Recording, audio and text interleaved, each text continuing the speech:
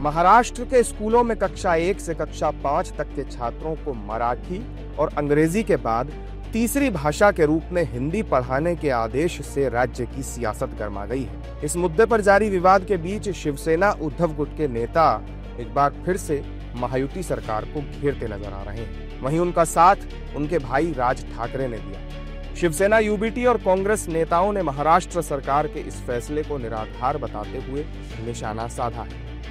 बात ऐसी है, किसी भी भाषा को हमारा विरोध नहीं है। हम हिंदी का हमेशा सम्मान किया है। हमारे जैसे लोग हिंदी का हमेशा सम्मान करते हैं।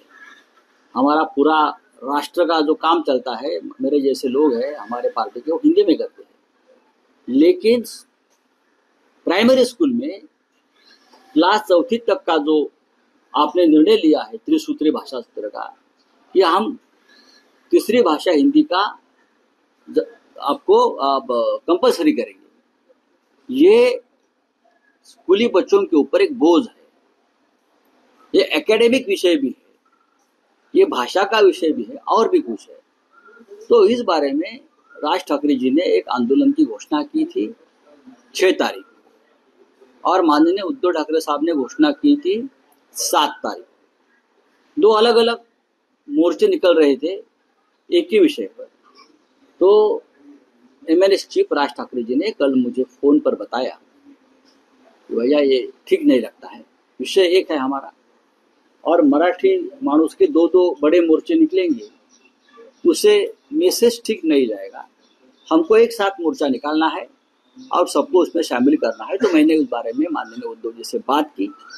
उद्धव जी ने भी हाँ कहा कि ये बात सही है, हमारे इसका अहंकार नहीं कि अलग अलग मोर्चे निकाले। Shyam steel flexi strong TMT बार, ये स्ट्रॉन्ग के साथ फ्लेक्सिबल भी है। आपदा मुसीबत कोई भी आए, ये घर को अटूट बनाए। जब टीएमटी फ्लेक्सी स्ट्रॉन्ग, तो घर रहे हमेशा के लिए स्ट्रॉन्ग। ठीक है, देखिए ये तो हमेशा कहा गया है कि किसी भी भाषा को इग्नोर करना बिल्कुल ठीक नहीं। सारी हमारी राष्ट्रभाषाएं हैं, बल्कि जो हमारी सरकारी भाषाएं हैं उनसे ज़्यादा जो जिसको हम कहें मदर लैंग्वेज या मातृभाषाएं तो इस देश की बहुत है। बल्कि यहाँ की विविधता, यहाँ की जो एक आकर्षण की बात है, वो हमारी तमाम भाषाएं भी रही और तमाम बहुत कमाल की भाषाएं रही। उनका साहित्य, उनकी पोइट्री, उनके अंदर में लिखे हुए ग्रंथ बहुत ही कमाल के रहे हैं।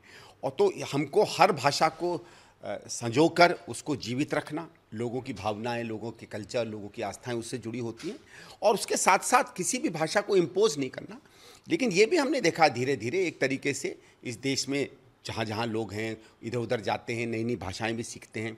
जो लोग उत्तर भारत में आते हैं वो हिंदी सीखने लगते हैं, जो दक्षिण भारत में जाते हैं वहाँ की भाषाएं सीखने लगते हैं, पूर्व में जाते हैं वहाँ की भाषाएं सीखने लगते हैं। तो एक ये प्रथा भी इस देश में चली है और ये सतत जो चल रहा है इसको ऐसे ही रहना चाहिए। इसमें सरकार की तरफ से या किसी भी संगठन या संस्था की तरफ से अन्यथा कोई प्रभाव नहीं डालना चाहिए। जबकि सरकार में शामिल शिवसेना इस मुद्दे के जोर पकड़ने के बाद कुछ भी साफ साफ कहने से बच रही है। दोनों ठाकरे भाई सिर्फ राजनीति कर रहे हैं। बीएमसी इलेक्शंस आ रहे हैं और शायद इस पोस्टरिंग को लेके वो अपनी राजनीति कर रहे हैं। लेकिन हमारे नेता एकनाथ जी शिंदे ने बिल्कुल स्पष्ट रूप से कहा कि कंसल्टेशन होगा सभी स्टेक होल्डर्स के साथ, और हमने ऑब्जेक्शन रेज किया है 3 लैंग्वेज पॉलिसी को लेके।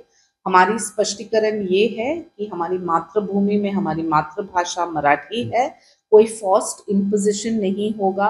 जहां मैंडेटरी शब्द का इस्तेमाल किया गया था वो भी निकाल दिया गवर्नमेंट ऑर्डर से। और बिल्कुल महायुति सरकार कमिटेड है डेमोक्रेटिक प्रोसेसेस को लेके और लोगों के इंटरेस्ट को लेके, और हमारे लिए हमारा मराठी हमेशा सर्वप्रथम रहेगा। हमने हमेशा प्रायोरिटी दिया है महाराष्ट्र में मराठी को, और कोई भी रिवाइज्ड पॉलिसी जो एनईपी से आए, नेशनल एजुकेशन पॉलिसी को लेके हम सब एकजुट हमारी आवाज़ उठाएंगे।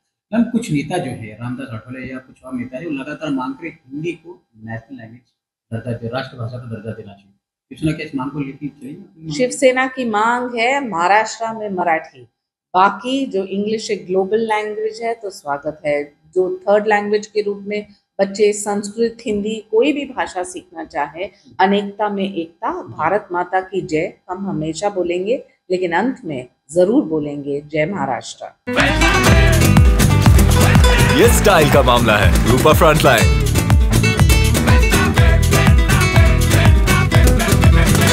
देखिए, मेरा तो यही मानना है कि ये सिर्फ राजनीति चल रही है। महाराष्ट्र में मराठी सबको आनी ही चाहिए। महाराष्ट्र में हर एक स्कूल में मराठी कंपलसरी हमने किया है। हिंदी की कोई भी सख्ती हमने की नहीं है। इसलिए सिर्फ मराठी वोटर्स के लिए आज कल कुछ दिनों में मुंबई कॉरपोरेशन के इलेक्शन डिक्लेयर होने वाले हैं। उस चुनाव को सामने रखते हुए मराठी वोटर्स हमारे पास आने चाहिए। इसलिए ये हिंदी सरकार ने, महाराष्ट्र सरकार ने हिंदी की सख्ती की है, ऐसा एक सिचुएशन क्रिएट करने की और मराठी वोटर्स को नज़दीक लाके उनके वोट मिलाने की ये इनका प्रयास चालू है। महाराष्ट्र सरकार ने इसके पहले भी डिक्लेयर किया है, माननीय मुख्यमंत्री महोदय हो, हमारे एकनाथ शिंदे साहब हो या फिर दादाजी भुसे हो जो हमारे शिक्षण मंत्री हैं, उन्होंने डिक्लेयर किया है कि हिंदी भाषा की सख्ती हमने नहीं की है। हिंदी के साथ में 22 पर्याय हमने दिए हैं, 22 ऑप्शन हमने दिए हैं। हिंदी प्लस 22 लैंग्वेजेस, वो 22 पर्याय में से आप कोई भी लैंग्वेज सिलेक्ट कर सकते हो। तो मेरे ख्याल से सिर्फ राजनीति चालू है। जो मुंबई महानगर पालिका के इलेक्शन है वहाँ पे मराठी वोटर्स उनके साथ में आने चाहिए, इसलिए उनका ये प्रयास चालू है। प्राथमिक शिक्षा में हिंदी भाषा को अनिवार्य बनाए जाने के खिलाफ शिवसेना उद्धव गुट के इस आंदोलन को एनसीपी शरद पवार ने भी अपना समर्थन दिया है। शरद पवार के मुताबिक अगर कोई नई भाषा शुरू की जानी है तो उसे कक्षा 5 के बाद ही शुरू किया जाना चाहिए।